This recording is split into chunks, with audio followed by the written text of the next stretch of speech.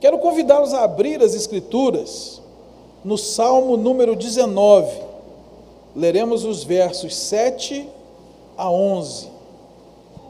Diz a palavra do Senhor: a lei do Senhor é perfeita e restaura a alma. O testemunho do Senhor é fiel e dá sabedoria aos simples. Os preceitos do Senhor são retos e alegram o coração. O mandamento do Senhor é puro e ilumina os olhos. O temor do Senhor é límpido e permanece para sempre. Os juízos do Senhor são verdadeiros e todos igualmente justos. São mais desejáveis do que o ouro, mais do que muito ouro depurado, e são mais doces do que o mel e o destilar dos favos. Além disso, por eles se admoesta o teu servo, em os guardar a grande recompensa. Feche os seus olhos, vamos orar. Deus, em nome de Jesus, abrimos o teu livro. A tua palavra é alimento para a nossa alma. A tua palavra é vida. A tua palavra é transformadora. A nossa fé vem pelo ouvir a tua palavra. Então nos quedamos agora perante ela, reconhecemos que ela é a verdade, nossa única regra de fé e prática, infalível, e pedimos a Deus que a cada dia o teu Espírito nos convença disso, de que a tua palavra é verdadeira, fiel e digna de inteira aceitação, e assim possamos nortear nossa vida, nossas atitudes, escolhas, decisões, pelo que está escrito aqui. Acreditamos que tudo o que está escrito foi para o nosso ensino, porque o Senhor nos ama e quer o melhor para nós. Abençoa a tua igreja nessa hora, com a leitura e meditação da tua palavra, fortalece a nossa fé e dá-nos um momento tranquilo e abençoado agora na tua presença, para que possamos ouvir os teus ensinamentos. É o que nós te pedimos, em nome de Jesus. Amém. A Bíblia é o maior tesouro da humanidade. É sobre isso que eu quero conversar com os irmãos hoje. A Bíblia é formada por 66 livros. Foi escrita por cerca de 40 escritores, num período de 16 séculos. Alguns escritores ouviram a mensagem do próprio Deus, outros a receberam por meio de visões e sonhos, e alguns outros Deus permitiu que escrevessem com suas próprias habilidades e com suas próprias palavras, como no caso do Evangelho de Lucas. Nós podemos ler em Lucas capítulo 1, versículo 3, que ele escreveu o seu Evangelho depois de acurada investigação. Essas pessoas, a maioria delas, nunca se viu, moravam até em continentes diferentes. No entanto, a Bíblia se une num só propósito e num só tema central. Porque eles não escreveram de si mesmos, eles escreveram os pensamentos de Deus.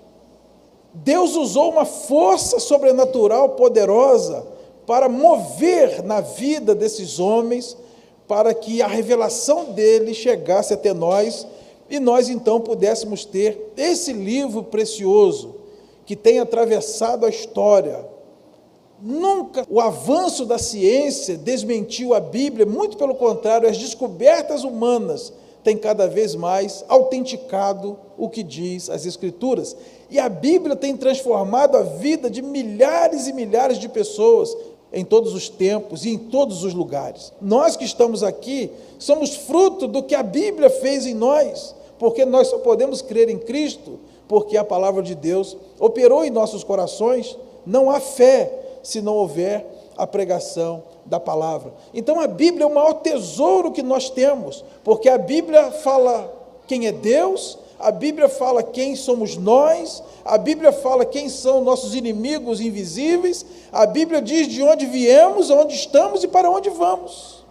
Não há outro livro que fale mais da existência do que a Bíblia, e por isso nós cremos que ela é fiel e digna de inteira aceitação. Em primeiro lugar, a Bíblia é o maior tesouro da humanidade porque ela é a palavra de Deus. Olha o que está escrito em 2 Timóteo, capítulo 3, versículos 16 e 17. Toda a Escritura é inspirada por Deus e útil para o ensino, para a repreensão, para a correção, para a educação na justiça, a fim de que o homem de Deus seja perfeito e perfeitamente habilitado para toda boa obra. É essencial que nós acreditemos na Bíblia como sendo a palavra de Deus. A Bíblia não contém a palavra de Deus. A Bíblia é a palavra de Deus. É claro que Deus não inspirou muitos dos fatos que estão na Bíblia. Deus nunca inspirou assassinatos, mentiras, adultérios, traições.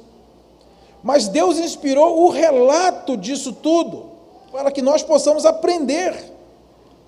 Nós aprendemos com a Bíblia de duas maneiras. Nós temos na Bíblia o certo, que é para nós imitarmos, e temos o errado, que é para nós evitarmos. Romanos capítulo 15, versículo 4 vai dizer: tudo o que está escrito para o nosso ensino foi escrito.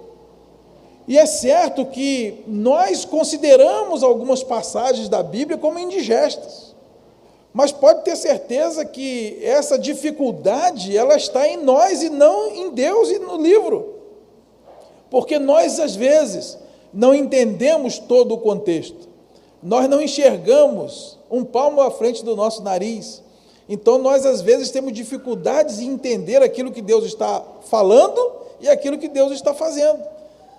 Então a Bíblia traz para nós muitas coisas duras, difíceis de ouvir. O próprio Jesus, quando ensinava lá em João 6, a multidão disse: mas esse discurso é muito duro, não dá para ouvir, e eles começaram a abandonar Jesus. Então é importante que ao lermos a Bíblia possamos considerá-la como sendo a palavra de Deus, mesmo se em algum momento nós nos deparemos com coisas que nós não entendemos, que nós não concordamos, que nós não aceitamos, porque Deus sabe mais.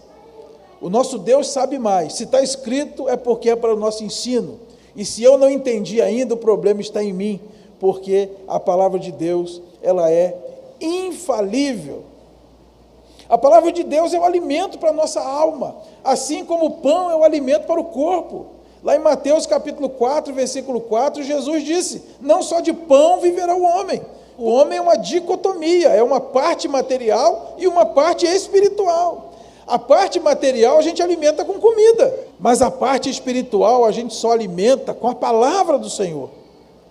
Por isso nós não podemos nos conformar em alimentar somente o corpo. Paulo vai dizer a Timóteo: o exercício físico para pouco é proveitoso, vai servir para 80 anos que a gente vai viver na terra, e depois? Depois a terra vai comer. Nós precisamos alimentar a nossa alma com a palavra de Deus, porque a nossa alma, ela é imortal. Quando nossos olhos se fecharem para essa vida, quando o nosso corpo for descido à sepultura, a nossa alma estará para sempre em algum lugar. Pode ser um lugar maravilhoso na presença de Deus, e pode ser um lugar terrível, longe da presença de Deus. Então, queridos, por tudo que nós conhecemos das Escrituras, por tudo que nós lemos e por todo o bem que a Bíblia faz na vida da gente, nós podemos afirmar que ela é a palavra de Deus. Ela não simplesmente contém a palavra de Deus. Tudo que está escrito para o nosso ensino foi escrito, e nós precisamos adotar o Evangelho todo para a nossa vida toda. Não podemos ter a Bíblia como um self-service. Aquele restaurante que você vai e chega na mesa e pega só o que você gosta. Não, nós precisamos ler a Bíblia toda. Nós precisamos entender que ela toda é a palavra de Deus, que ela toda foi escrita para o nosso crescimento e para a nossa edificação. Quanto antes a gente valorizar a palavra de Deus, entender que ela é a palavra do Senhor, que foi escrita para o nosso bem, e pautarmos a nossa vida pelos princípios que ela nos revela, antes nós colocaremos nossa vida no rumo e poderemos alcançar as vitórias, alcançar a realização e o senso de propósito que infelizmente muitos não têm, mas a Bíblia traz para nós há muito tempo. A Bíblia é a palavra de Deus. Em segundo lugar, a Bíblia, ela é o maior tesouro da humanidade porque ela foi inspirada pelo Espírito Santo. Olha o que está escrito em 2 de Pedro, capítulo 1, versículos 19 a 21. Temos assim tanto mais confirmada a palavra profética, e fazeis bem em atendê-la, como uma candeia que brilha em lugar tenebroso, até que o dia clareie e a estrela da alva nasça em vosso coração.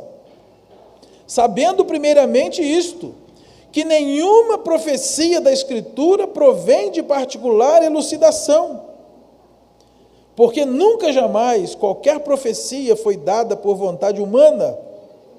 Entretanto, homens santos falaram da parte de Deus, movidos pelo Espírito Santo. A Bíblia é o livro singular. Como eu disse, ela foi escrita num período de 1.600 anos, por mais de 40 escritores, culturas diferentes, línguas diferentes, para pessoas diferentes. Esses homens tinham diferentes atividades, escreveram sobre diferentes situações, na maior parte dos casos nem se conheciam. Se fosse um livro meramente humano, seria algo indecifrável. No entanto, a Bíblia se fecha num único propósito. Em momento algum, a harmonia da Bíblia foi afetada. Só tem uma explicação para isso. O autor da Bíblia é um só. E a Bíblia diz que o autor da Bíblia é o Espírito Santo. Ele moveu homens santos a escreverem o que estava no pensamento de Deus. É por isso que a Bíblia tem um só contexto, um só tema central, a mesma harmonia. Alguns séculos depois, tentaram colocar outros livros no cânon sagrado, mas não fecha, não faz sentido, não se coaduna com o contexto bíblico total de todos os livros que já existem. Os livros que aqui estão foram ratificados e delimitados pelo próprio Jesus Cristo. Passou pelo crivo dos apóstolos, pelo crivo da igreja, e tem passado pelo crivo da crítica textual, da história, da arqueologia e da própria ciência moderna. O evolucionismo perdeu força de uma maneira assim, inacreditável. Nós que frequentamos a escola na década de 70 e 80, parecia que era a única verdade que existia. A gente era obrigado a responder na prova lá que o homem veio do macaco e acabou. Hoje, a ciência está se convencendo cada vez mais que o mundo não caminha da desordem para a ordem. O mundo caminha da ordem para a desordem. Tudo se afasta, tudo envelhece, tudo se desgasta, tudo acaba. As coisas estão piorando a cada dia que passa. Então, a teoria da evolução não fecha. A ciência pode não professar Deus ou religião, mas ela cada vez mais admite a existência de uma inteligência superior e fez tudo isso que há. E há pouco tempo, ouvindo uma palestra, um cientista disse: o nosso medo é que quando a gente chegue no topo da montanha, a gente encontre lá os teólogos sentados, conversando tranquilamente, e eles apontem para nós e digam: não falei? Porque a ciência vai testando, vai fazendo teorias, teses, vai subindo os degraus, e a cada dia que a ciência avança, a Bíblia vai sendo confirmada, porque a Bíblia não é um livro humano. Mas a Bíblia, sim, ela tem um só propósito, ela tem uma concordância absoluta no seu conteúdo, porque o verdadeiro autor é o próprio Deus, e o seu inspirador é o Espírito Santo. Então, a Bíblia é a palavra de Deus. Ela não contém a palavra de Deus, ela é. Tudo que foi escrito para o nosso ensino foi escrito. E ela é a palavra de Deus, porque os homens que foram usados para escrever o fizeram sob a ação do Espírito Santo. A Bíblia não foi psicografada. Os homens não ficaram em transe para escrever a Bíblia. Deus não falou pelos homens como se fala com megafone. Mas Deus moveu, instruiu, mostrou, levou aos lugares certos, inspirou as palavras certas. E assim nós temos em nosso poder essa coletânea de livros 66 livros que se fecham num único propósito. Então a Bíblia é o maior tesouro da humanidade. E em terceiro lugar, a Bíblia é o maior tesouro da humanidade porque ela tem Jesus como o tema central. Olha o que está escrito no Evangelho de Lucas, capítulo 24, versículos 27 e 44. E começando por Moisés, discorrendo por todos os profetas, expunha-lhes o que a seu respeito constava em todas as Escrituras. E o 44. A seguir, Jesus lhes disse: são estas as palavras que eu vos falei, estando ainda convosco. Importava que se cumprisse tudo o que de mim está escrito na lei de Moisés, nos profetas e nos salmos. Jesus afirma que todo o Antigo Testamento estava falando dele. O Antigo Testamento é formado pelos livros históricos, inclusive os livros de Moisés, o Pentateuco, o livro da lei, os livros poéticos e os livros proféticos. Jesus disse: era de mim que estava escrito na lei, nos profetas e nos salmos. Jesus está dizendo, tudo que está escrito nos livros históricos, nos poéticos e nos proféticos, era a respeito de mim. E quando nós caminhamos pelas páginas das Escrituras, nós podemos perceber que, de fato, Jesus é o tema central.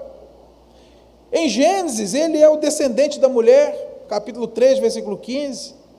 Em Êxodo, ele é o Cordeiro Pascal, capítulo 12, versículo de 5 a 13. Em Levíticos, ele é o sacrifício expiatório, capítulo 4, versículos 14 e 21. Em Números, é a rocha ferida, capítulo 20, de 7 a 13. Em Deuteronômio, ele é o grande profeta, capítulo 18, versículo 15. Em Josué, ele é o príncipe dos exércitos do Senhor, capítulo 5, versículo 14. Em Juízes, ele é o libertador, capítulo 3, versículo 9. Em Ruth, ele é o parente divino, capítulo 3, versículo 12. Em Reis e Crônicas, ele é o rei prometido, 1 Reis 4, 34. Em Esther, ele é a providência divina, capítulo 4, versículo 14. Em Jó, é o nosso Redentor, capítulo 19, versículo 25. Em Salmos, ele é o nosso socorro e alegria, Salmo 46, versículo 1. Em Provérbios, é a sabedoria de Deus, capítulo 8, de 22 a 36. Em Cantares, é o nosso amado, capítulo 2, versículo 8. Em Eclesiastes, é o pregador perfeito, capítulo 12, versículo 10. Nos profetas, é o Messias prometido, Mateus, capítulo 2, versículo 6. Nos evangelhos, é o Salvador do mundo, João 3. Em Atos, é o Cristo ressurgido, 2, 24. Nas epístolas, é a cabeça da igreja, Efésios 4, 14. E em Apocalipse, é o Alfa e o Ômega, capítulo 22, versículo 13. Toda a Escritura aponta para Jesus. Não há salvação em nenhum outro. No Antigo Testamento, a salvação era no Messias que viria a primeira vez. Nos Evangelhos, a salvação estava no Cristo, no Emanuel, Deus conosco, que vivia entre os homens. E hoje a salvação é no Cristo que veio, sofreu e morreu por nós, e que voltará uma segunda vez.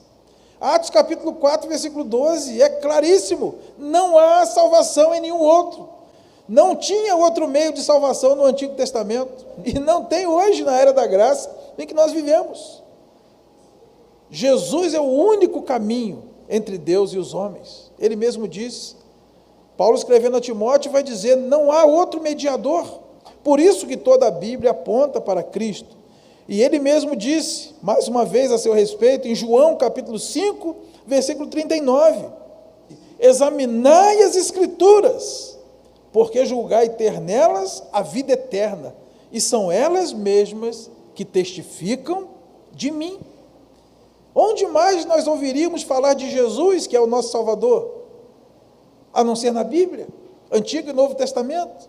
Onde mais nós aprenderíamos sobre quem é Deus, qual é a sua vontade e o que Ele espera de nós, meros humanos mortais? Onde mais nós aprenderíamos sobre o ser humano, suas limitações, sua finitude e o que o espera lá na frente? Onde mais nós poderíamos saber o que é pecado, o que é a vontade de Deus? A Bíblia nos ensina tudo isso.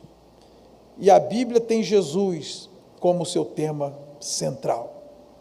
Concluindo, queridos, infelizmente, a maioria das pessoas só valoriza algo depois que perde.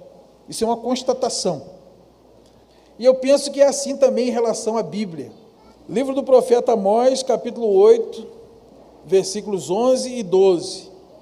Eis que vem dias, diz o Senhor Deus, em que enviarei fome sobre a terra, não de pão, nem sede de água, mas de ouvir as palavras do Senhor.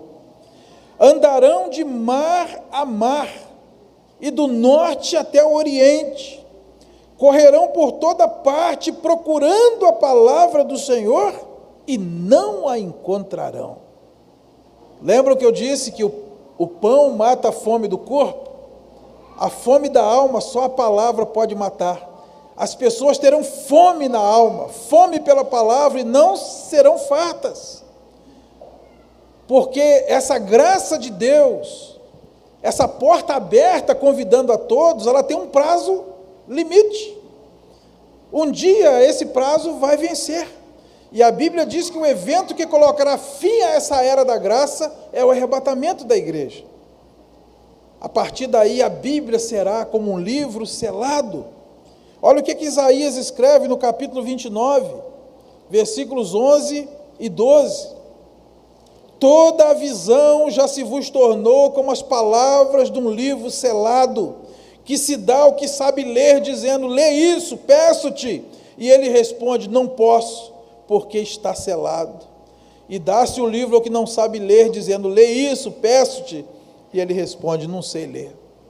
Quando a igreja for arrebatada, algumas coisas vão acontecer na terra. Todos os justos sumirão, inclusive as crianças. Vai ser um mundo muito ruim, porque não vai ter ninguém justo, e não estou falando evangélico. São aqueles que Deus conhece por dentro. Espero que tenha bastante evangélico nesse meio, e que nós também estejamos lá, se acontecer no nosso tempo. Jesus vai levar aqueles que são verdadeiramente justos e justificados em Cristo. As criancinhas vão subir, e a Bíblia diz, ai, até das que estiverem grávidas, porque no ventre já é uma vida e será levada. A Bíblia diz que o Espírito Santo também vai ser retirado da terra. Aquele que convence o homem do pecado vai ser retirado da terra. Então nada mais é pecado. Pode tudo. O anticristo vai se manifestar, porque o que o impede é a presença do Espírito Santo. Vai ser gente endemoniada dando cabeçada para lá e para cá, porque não tem mais impedimento algum. E a Bíblia será selada. As pessoas não conseguirão mais entender nada do que está escrito, porque o autor da Bíblia não está mais aqui para explicar. Você dá o livro para quem sabe ler, ele diz, não entendo. E isso trará uma fome tão grande que as pessoas vão andar pelo mundo afora, procurando a Bíblia para se alimentar espiritualmente, e não vão encontrar. Isaías 55 diz, buscai ao Senhor enquanto se pode achar, invocai-o enquanto está perto. O que nós estamos esperando para valorizar a Bíblia como a palavra de Deus e torná-la a nossa única regra de fé e prática? Hoje ela está disponível aí. Não menospreze o valor das Escrituras. Ela é o maior tesouro que nós temos nesse mundo. O salmista disse que o valor da palavra do Senhor excede muito ao do ouro refinado. Porque o ouro vai ter valor por um determinado momento. Hoje vale muito, mas naquele dia importante da nossa vida, não vale nada. Caixão não tem gaveta. Você nunca vai ver um cortejo fúnebre seguido por um caminhão de mudança. Então o ouro vai ficar tudo aqui. Ouro, bens materiais, nome, projeção, fama, tudo fica aqui. O que vai nos acompanhar eternamente é o que nós vivemos com Deus aqui. A Bíblia, a oração, a comunhão, aquilo que temos do Espírito Santo em nossas vidas. Vamos valorizar isso, vamos valorizar esse tesouro e pautar a nossa vida pela palavra do Senhor. Amém, queridos?